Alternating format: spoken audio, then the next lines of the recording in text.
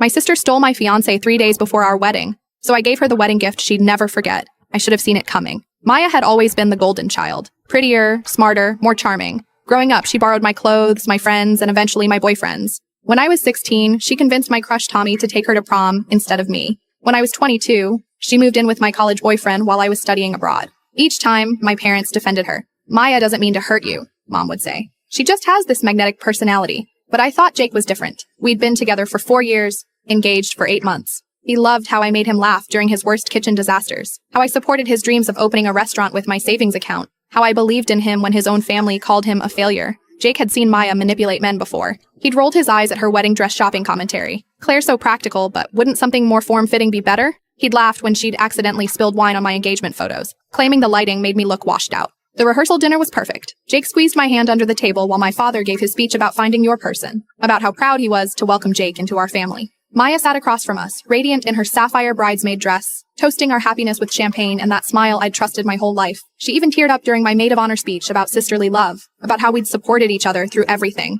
To Claire and Jake, she'd said, raising her glass, may you always choose each other first. 2 nights later, I couldn't sleep. Wedding nerves, I thought. Our big day was in 18 hours. I'd already laid out my dress, confirmed the final head count with the caterer, and double-checked that the rings were safely tucked in Jake's best man's pocket. I decided to surprise Jake with coffee at his apartment. Our last morning as an unmarried couple. My key turned in his lock, like it had hundreds of times before. I found them in his bed. My sister, my fiancé, the white silk lingerie I'd bought for our honeymoon tangled around her ankles. The engagement ring I'd watched him save for gleaming on the nightstand next to empty champagne glasses. Maya saw me first. Instead of shame or surprise, I saw triumph in her eyes. She'd been waiting for this moment. I was going to tell you, she said, not bothering to cover herself. Jake realized he chose the wrong sister. Jake stammered apologies about it just happening, about being confused, about still loving me somehow.